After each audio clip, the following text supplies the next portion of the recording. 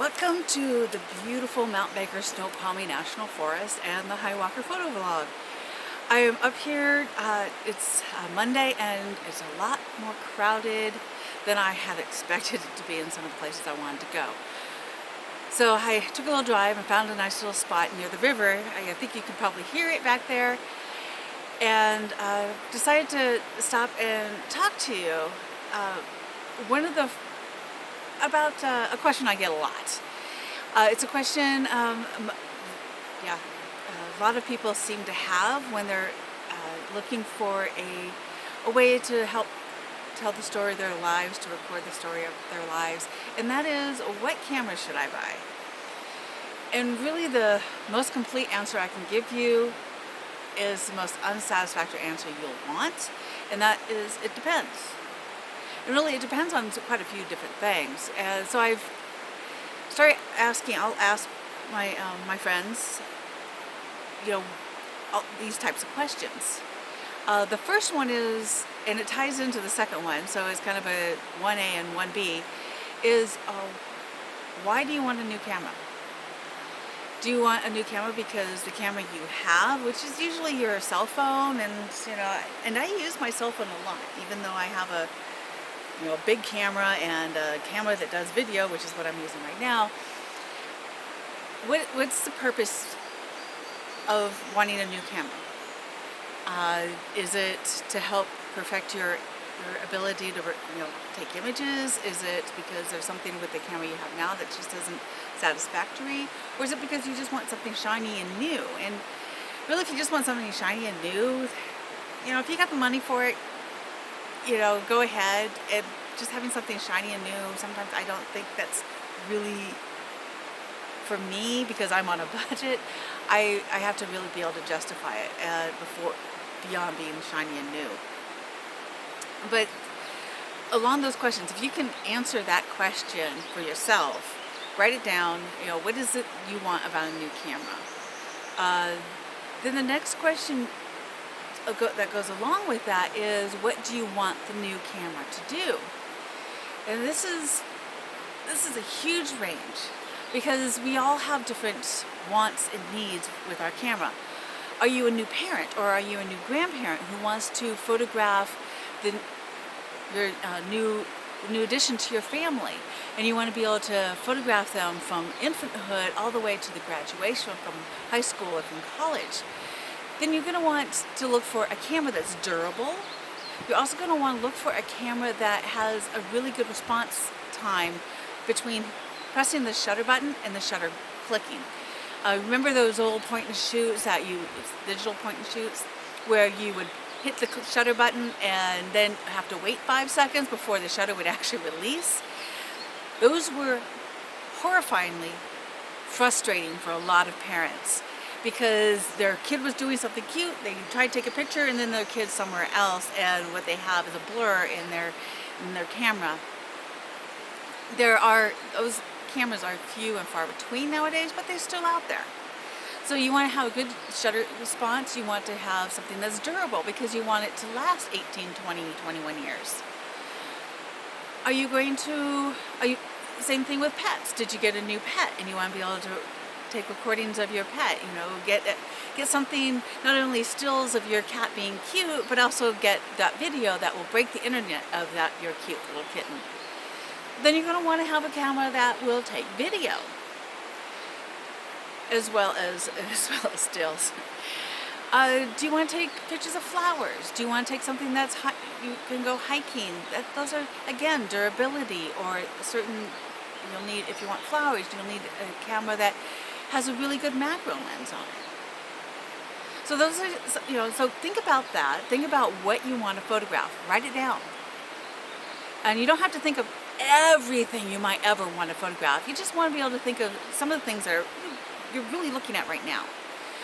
Something that happened for me was, I had this really great camera, and I still use it. It was a Konica Minolta. Konica Minolta sold out to Sony. And I love that camera. Like I said, I still use that camera off and on. But I noticed that when I was trying to do nighttime images, I started getting really interested in nighttime images, but my nighttime images were extremely noisy. what I needed was a camera that had a better sensor to at the higher ISOs to be able to get decent stars and decent Milky Way images. So that's why I upgraded to a different camera, was because I wanted something that my other camera couldn't do. So think about that. Think about, is there something that your camera's not doing that you want to do, and what is it you want to do? The other thing to look at, and write this down, what's your price range? If you've got a bunch of money that you can throw anywhere, then then you're not going to be limited. But if you're like me and you have a limited budget, you're going to need to have that budget. And so write that down. Write down your budget. The other thing, what's your convenience? How convenient do you want it? I prefer to use buttons for my camera settings. I'm a button person. A lot of people are menu people. So are you somebody who wants to go into the menu and change all your settings in your menu? You're really savvy with that and have a low learning curve with learning menu settings. Or are you somebody like me who has a little bit higher learning curve on menus and therefore needs the buttons, which is one of the reasons why I stuck with Sony after they bought Konica Minolta, is because I knew where all the buttons are.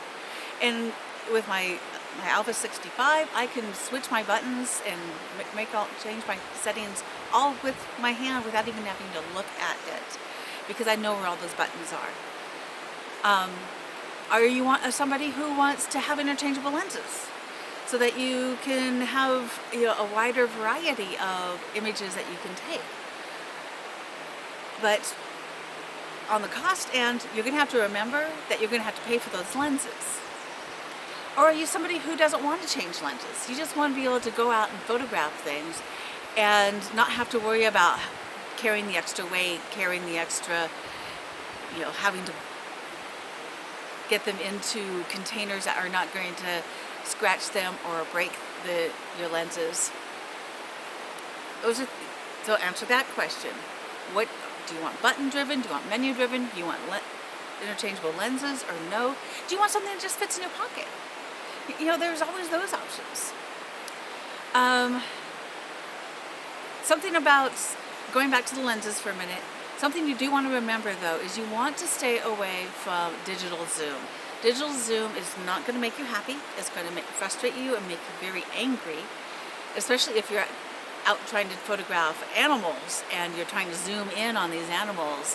What a digital zoom is it takes this size of an image, which is probably, and we'll just say 100 pixels are in this image right here. And then what it does is it goes into, zooms in, and it goes into something like this, but then it tries to enlarge it to this, but it only has 10 pixels here, and it's trying to put those 10 pixels where 100 used to be. So you'll want to, so remember that when you're looking at zooms, because and we just had a car pull up. Like I said, it's pretty busy, and I've been having a hard time finding a place where it's nice and quiet for me. So the other thing you'll want to think about is, so we have, what do you want it for? You have the cost, you have convenience, what's your convenience? And the last thing I encourage everybody to do this is, how large do you want your enlargements when you make prints? And do make prints. I love having prints around my house. It helps to tell my story. And I can look at it and remember what my story is. And it gives people who visit an understanding of who I am, and it helps tell my story. So I really encourage you to have, to go ahead and make prints. So what size of prints do you want? The better quality sensor is going to give you better quality prints as they get enlarged. And other than that, you get those things written down. You get those, what you want, the price, your convenience desires, the prints. Although most cameras nowadays, they do really good on larger prints. But that's something to think about. How large do you want your prints, and how much cropping? That could be that right there could be a vlog for another day.